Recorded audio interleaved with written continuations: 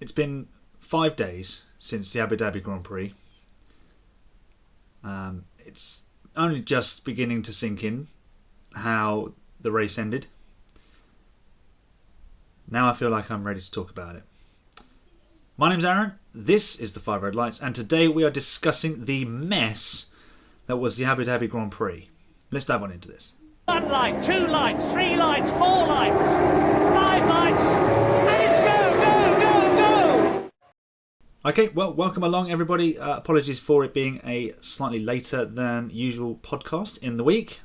Just work, and also trying to get my head around and get over what happened in the Abu Dhabi Grand Prix, because we'll come to that later on and discuss my feelings on the FIA, which may be slightly out of date considering the things that have happened over the last few days.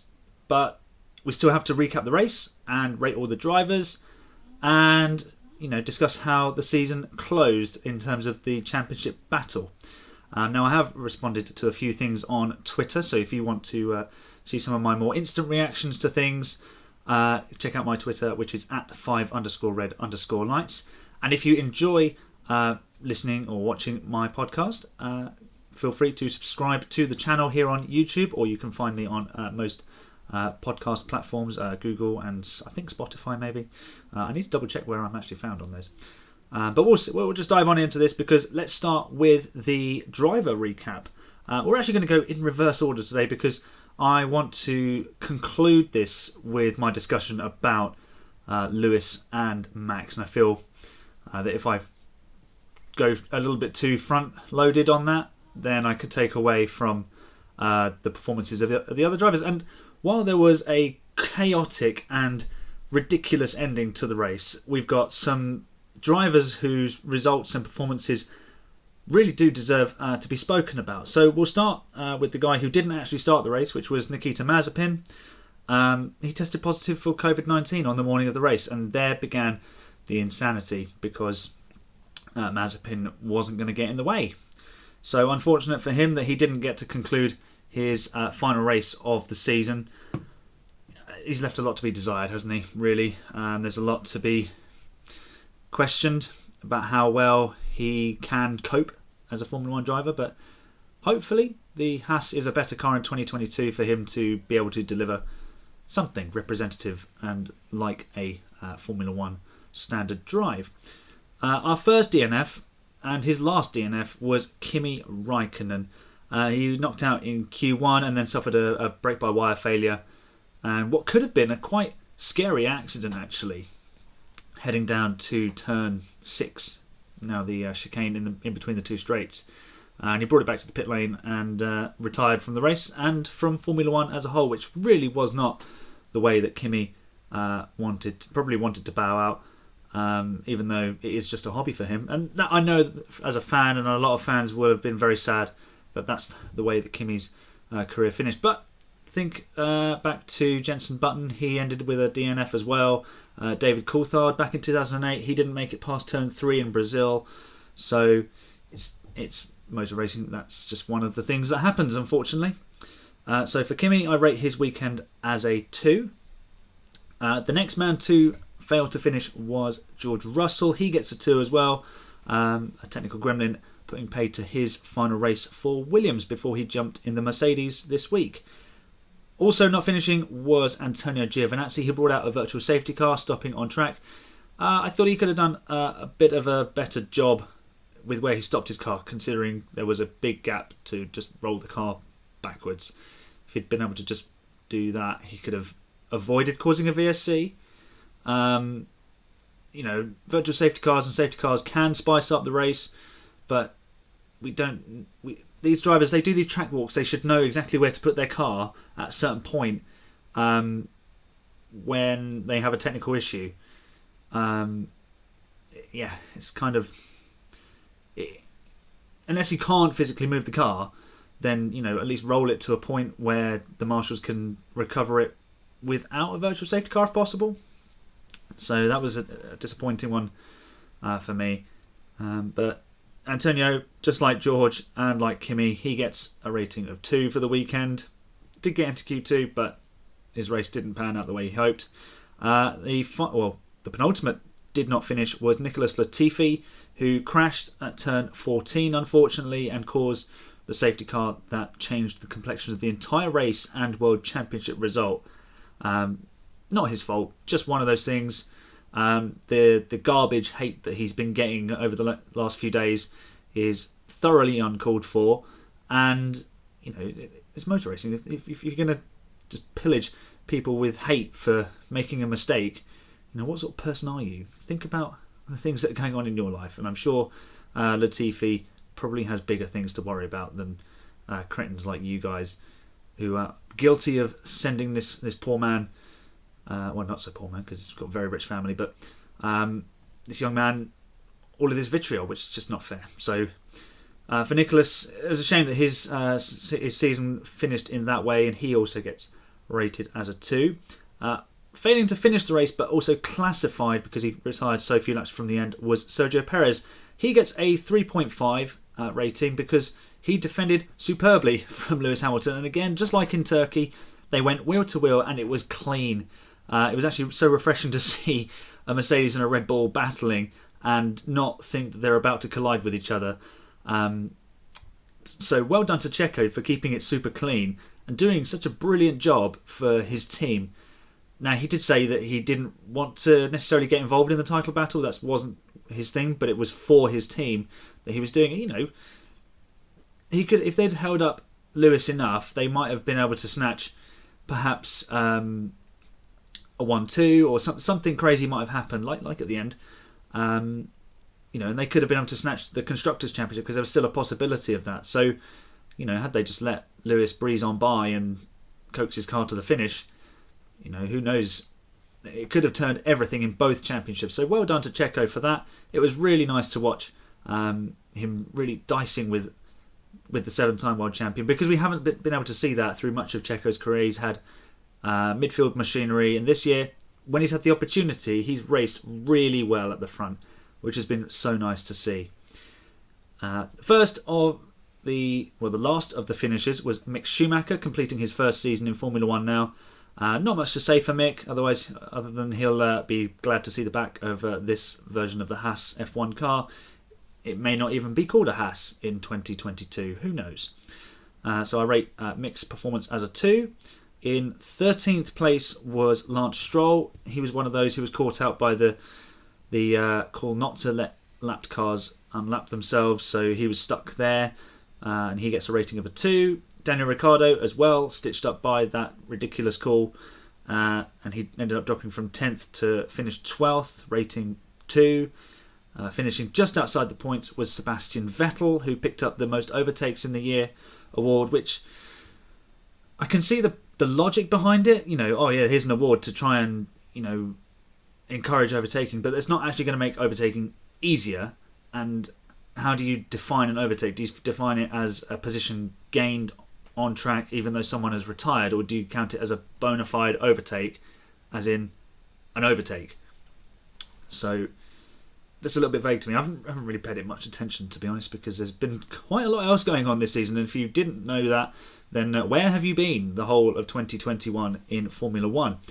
Let's get on to the drivers who finished in the points. Charles Leclerc, he was running fairly strongly, and then he pitted late on I think he pitted for soft tyres late on, and it kind of didn't work out for him. The safety car didn't work in his favour, so he did have that one little moment where Max came out of the pit lane and Charles decided to try one of the other layouts of Abu Dhabi, and then decided, I have to come back to the main racetrack. So it was a disappointing finish to the season for Charles. So I rate his performance as a 2. Esteban Ocon finishing 9th. He finished FP2 in 2nd place, and it was another weekend of what might have been for Alpine, because they looked like they had some pace, and then come qualifying they were 9th and 11th, and they just never seemed to get on top of that car this year, which is a shame. So for Esteban, I rate him as a 2.5 because he did a good job. He finished where he started, kept himself out of trouble, but there was so much going on elsewhere. It was hard to really notice what was happening in the midfield until you look at the results at the end. Once all the Ferrari has calmed down. But Esteban did finish behind his two-time world champion teammate Fernando Alonso, who qualified in 11th place, and then he didn't really make as much progress as I thought he might. He seemed to pit earlier than I thought he might. The L plan didn't work for this one. I'd have thought Alonso would have been a little bit further up, considering he was starting outside the top 10. But 11th to 8th on a fairly straightforward race for the midfield runners. That is pretty good going, to be fair. That's about average for what that car would be able to produce. So I rate Fernando's performance as a 2.5. Finishing in 7th place was Lando Norris. And again, the bad luck striking Lando, as it just seems to have done since about 10 laps to go in Sochi for this season. Because he drove superbly. And let's be honest, he drove superbly again in Abu Dhabi. His one real error was on lap 1, where he ran wide on the exit of turn 1 and gave up 2 positions, one to Perez and one to, I believe, to Leclerc. No, it would have been Sainz, because Sainz would have been the guy behind him. So he gave up 2 positions on the opening lap and then couldn't really ever recover them. Then he picked up a puncture with the curbs, very similar to how it happened in Qatar, to end up coming home in 7th. And he was one of the drivers who was allowed to be let through. He was the first car on who was a lap down. So it was Lando, Fernando, Esteban, Charles, and Sebastian who were allowed to go through, which is bizarre. But we'll get onto that a little bit later. So for Lando, it is a rating of 2.5. In 6th place, finishing where he started and closing out his Mercedes career, was Valtteri Bottas. Had an older engine in the back of the Mercedes, which hampered his qualifying performance, allowed Sainz and Norris and Perez to get ahead of him. Otherwise, Lewis could have had a little bit more help up the front. But Valtteri, just, it's been his Mercedes career all over, hasn't it? It's threatened to be quite good, but it's just not quite come together for him. So, shame for Valtteri. Nice little message for him at the end of the race, where they told him to go to driver default 77, and it said Kitos to Valtteri. So, a very nice little nugget there from Mercedes. Let's move on to our top 5. So, Pierre Gasly finishing in 5th place, finishing off his superb season with a really strong result. He qualified only 12th, which was odd because Tsunoda got into Q3. But Pierre made the most of the chaos, basically. He managed to get himself ahead of Bottas and ahead of Norris through a bit of luck and Leclerc's strategy not working out. And he managed to get ahead of both of the Alpines. So well done to Pierre. I rate his performance as a 3.5. But he was beaten by his teammate Yuki Tsunoda, who finished in 4th place, his best finish of the season. Been a bit of an up and down season for Yuki, causing red flags and crashing out and some DNFs here and there. But he's had some standout performances. The 9th place on his debut in Bahrain, and this one in this final race. So, there's hope for Yuki yet. Let's not write him off just yet. Let's give him the benefit of 2022 to get a second season under his belt and see if he can build on that. So from an 8th place start position, Yuki halved that position and finished 4th. So I rate his performance as a 4. And finishing 3rd on the podium, snatching P5, best of the rest in the drivers' standings, was Carlos Sainz. And Carlos is just fantastic. He's such an underrated driver. I love Carlos Sainz. Brilliant. He managed his race well, stayed out of trouble, had good pace. He was never really under pressure from anyone else. And the podium kind of fell in his lap when Perez had to box late on. But, he was in the position to benefit from it. So he did earn that little bit of luck because he put himself in the right place to benefit from anything that went wrong up the front. So for Carlos to snatch P5 in the drivers' standings, bit of a surprise, but I did also predict him at the start of the year to beat Charles Leclerc in the championship. So I'm very glad to have been proven right on that one. Well done to Carlos, very smooth operator, and I rate his performance as a 3.5. And finally, the top two. Of course, we know Lewis Hamilton finished in second place, and Max Verstappen won the race on the final lap, and that's the order they started in. Max on pole, Lewis in second on the mediums. So I'll discuss their race a little bit, because their races were so closely intertwined the whole way through, even though they were points 20 seconds apart.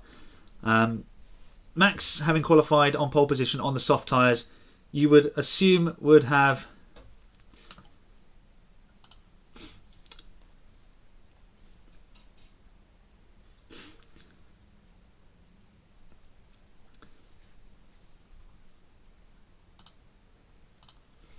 So Max qualifying on the pole position with the soft tyres, you would assume would have got the better start, but actually he fluffed it really, because he got too much wheel spin and it allowed Lewis to make the most of the run up the inside. Now, I'd watched the F2 race earlier that day, and Jack Doohan started on the inside of the grid on the second place, and he started on the mediums, and he got a decent getaway. It wasn't anything spectacular, but he didn't lose position. He didn't look like he was about to be swallowed by the pack behind him.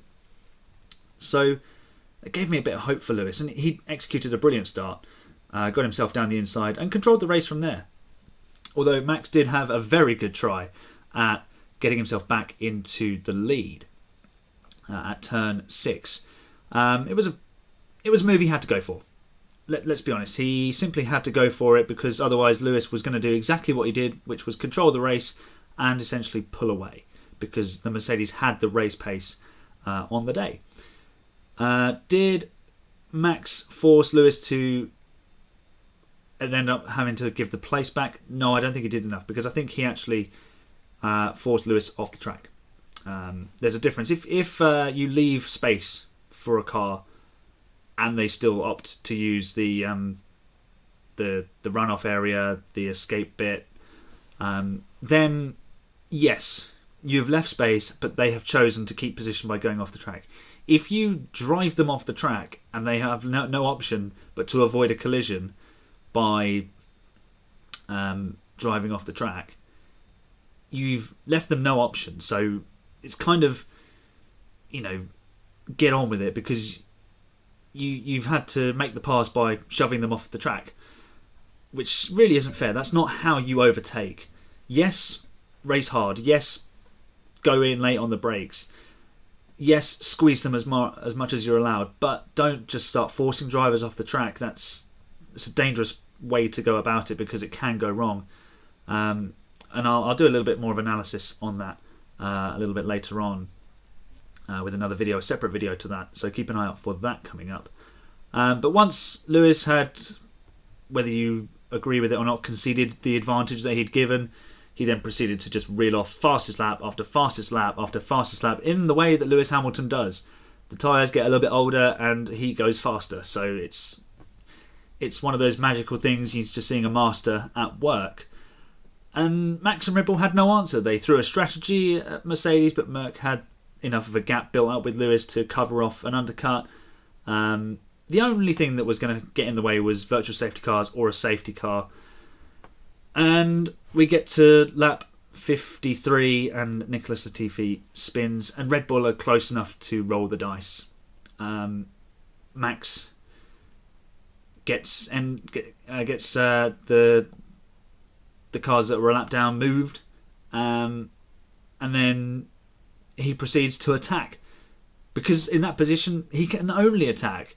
Yes, he's got the soft tyres and he's got one lap to do it, but even if he'd stayed on the older tyres, he would have had younger tyres than what Lewis had, so he would have been in the perfect position to attack and really go for it. And it was a good move.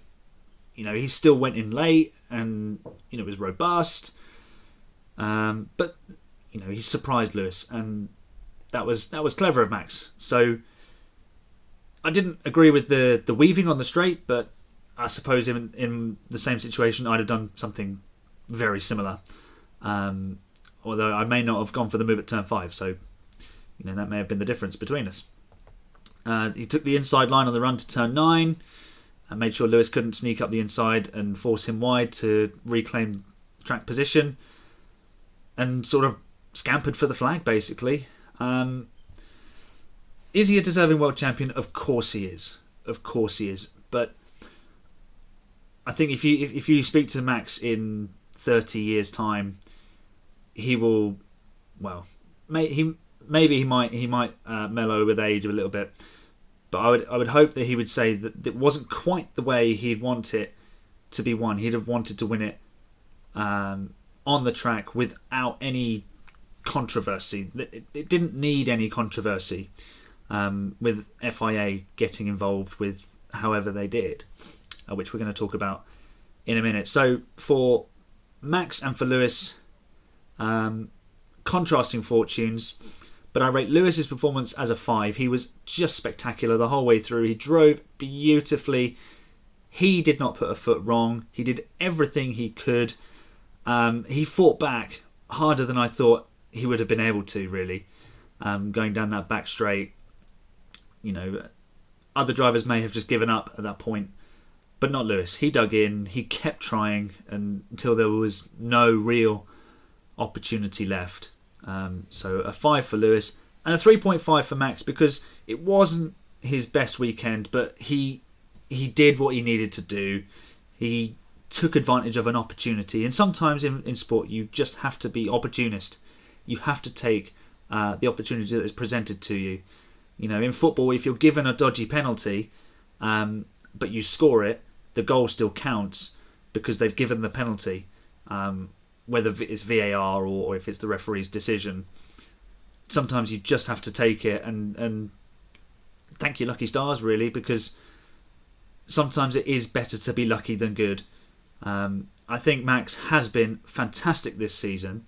He's had his flaws, as has Lewis, but on that day in history, luck shined slightly more brightly on Max than it did on Lewis, and that is sport in a nutshell.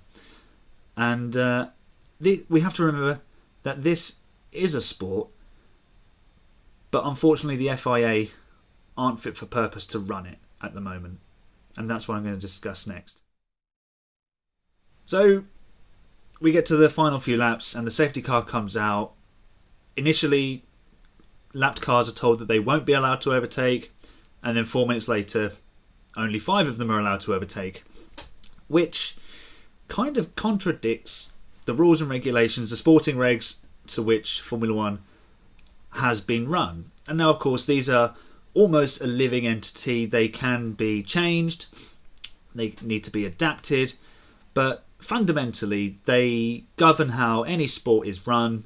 They provide parameters for what can and can't be executed within the sporting environment, how an event might begin, and then hopefully provide a solution to any moments of debate, and of course what constitutes the end of the event and how you score it. So in football, it's you count by goals. In cricket, you score runs. In Formula One, you go by time, and it's whoever finishes the race in the shortest time, the first man to the checkered flag. And the checkered flag is waved at the end of X amount of laps, which is equivalent to 300 kilometres or something. And it has to be run within a 2-hour time frame. So lots of things that tell you this is how the race will start, this is how the race will end, and hopefully in the middle there are solutions to any potential issues that arise. Now, Formula One has been a sport for 70 years, more than 70 years now. We celebrated F1 70 back in 2020. And it's provided a platform for engineers to push themselves and technology to the limit, and for drivers to compete in one of the ultimate sporting contests. Since Liberty Media took over the sport, the introduction of Netflix Drive to Survive series, the desire to create a show has become more and more pronounced. I think it's just become a little bit too showy, too glitz and glamour. Not well. Formula One was always glitz and glamour, but it's too much media orientated, I think, now in terms of how they bring it to us. Now, I'm not against a better show at all, because I know from experience that Formula One can be one of the most boring sports on earth. But a great product means that the sport can grow and it becomes stronger. However, it must remain a sport because that's what it is. That's what it's always been. It can't just be a show, because if it was a show, you could just... There are so many different things you could do with it to make it a show. You'd basically be watching an exhibition. Drivers wouldn't defend hard. They'd be doing, drifting around corners. If you want a show, do that. When you go to the Race of Champions, that is more of a show. Yes, there's a bit of a competitive element, but they've got Formula 1 drivers in rally cars and they're driving around on two wheels and stuff like that. That's a show. Formula 1 is a sport. It's a competition. Now, Drive to Survive took a more creative approach, I feel, to documenting Formula 1 by kind of scripting some rivalries. And there was bits of commentary to fuel it, which were not always entirely accurate to the actual situation. They'd be taken from different races and different moments within the race. Which is all well and good. That's what editors are there to do. They're doing their job. They're providing new fans with, like an insight into what it is. But, there is almost then like a bubble created, and it shows Formula 1 in a way that isn't completely accurate. So it kind of leads you astray in terms of, this is what F1 is all the time. There's always crashes. There's always people bitching and fighting with each other, or there's always a rivalry. There's not always a rivalry. There's not always a fight for the lead. Sometimes someone does an amazing job. A bit like in football, one team can simply be better than the other on one day and win the game 5-0. On another day, those two teams, same teams, can play out a 0-0 draw and it is dull. That's just the way sport is. You don't know what's going to happen. Now, the FIA, it seemed, had a desire to finish the race under a green flag, and this goes into that need to create more of a show, which, I'm all for, but, if it's going to compromise and undermine the integrity of the sport because it's causing a shortcut of rules and regulations, then that doesn't seem right. It's just not...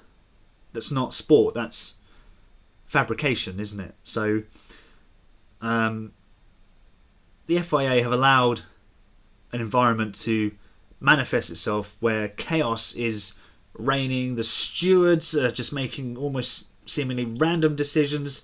You've got the same incident, the same type of incident being ruled in almost 3 different ways, and there's no one with a strong enough personality to go, right, enough's enough. Let's be honest, Jean Todt should be stamping his foot out on this way before it gets to the final round, but he's been as useful as a chocolate teapot in terms of governing with strength and character. This whole situation, it's allowed Toto Wolff and Christian Horner to become these almost film character-like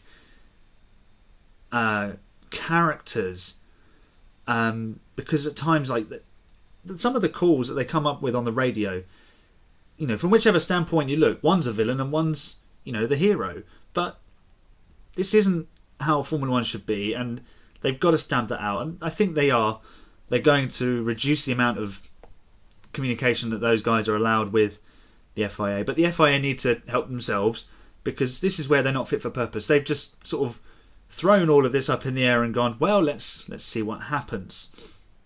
These stewarding decisions, because they're so inconsistent, the drivers don't know what's going on. They don't know really. The standards of driving are becoming more and more muddied, and someone's going to get seriously hurt if they're left unchecked, because they're just going to push the limits. That's what they're paid to do, and the teams will say, well, you've got to, because there's so much money riding on it. Yes, it all does come back down to money, but money brings, the ability to pay other people's mortgages. It's not, okay, let's pay Lewis Hamilton an extra $5 million a year. It's the guy and the lady who are in the kitchens back at the factory at Brackley, who spend 10 hours a day cooking meals for the engineers and workforce and everyone else who works back at base to come in early, have breakfast, have a lunch, maybe go home. If they go home early, they can have their dinner at home. But if they're working late, they can have some dinner there. It pays for them to have a livelihood. And if you start undermining the sport, they're the people who will end up losing out, because they'll be there on a salary, and then they'll be the first ones to be let go, because all of a sudden the Mercedes can't afford the guy who cooks the chicken or something. These things have very serious ramifications, and they go a lot further than you might think. And the fact that the FIA is also allowed to mark its own homework is absolutely ridiculous. These massive institutions within sport just being allowed to do their own internal investigations. If anyone is a cricket fan out there and you've seen the state of Yorkshire Cricket Club at the moment, it is an absolute shambles because of historical racism. It's been a bad time for them, but it all started because they were allowed to do their own internal investigation, and then someone's decided that wasn't good enough, and rightly so, because the truth is coming out.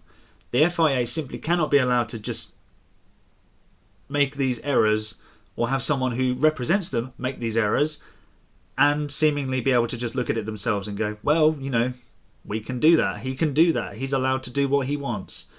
That's just not right. That's just not how these institutions need to be run. They need to be run with clear transparency, and that I'd much rather the FIA got things wrong but owned up to it. Own your mistakes. Own your mistakes. Don't blame someone. Own it as a company. Look at how Mercedes operate.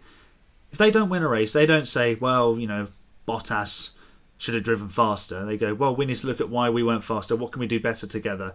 It's you work as a team and you own your mistakes. The FIA seem much too happy to go down the path that there's nothing wrong, and Michael Mazzi has done nothing wrong and he's allowed to do whatever he likes because he's the race director. It's just papering over cracks, and it's shoddy. It's shoddy governance of a sport that needs strong leadership. Otherwise, it will be allowed to run away with itself, because the characters within it are very strong individuals. And let's get things straight. This isn't Max's fault. He was in the car. He had no influence on what was happening. Yes, we heard his radio message saying that it was typical and whatever, that the cars wouldn't be let through. But put yourself in that situation. You'd think that too. You could argue that Red Bull have helped foster this as well, with the pressure they put on Michael Mazzi through Christian Horner, declaring that they only needed one lap. Of course he was going to say that. His driver was on soft tyres.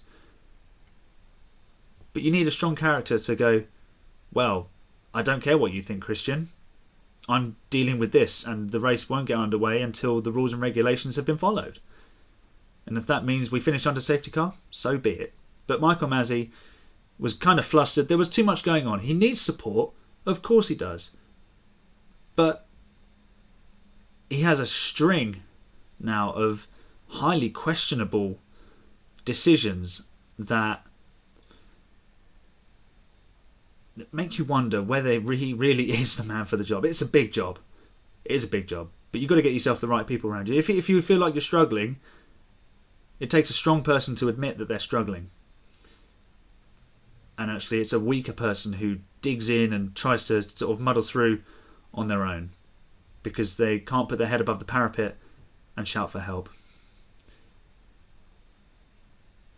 I've been a Formula 1 fan for a long time. More than 20 years. Which is most of my life. I've seen many infamous Formula 1 moments. Among them, USA 2005.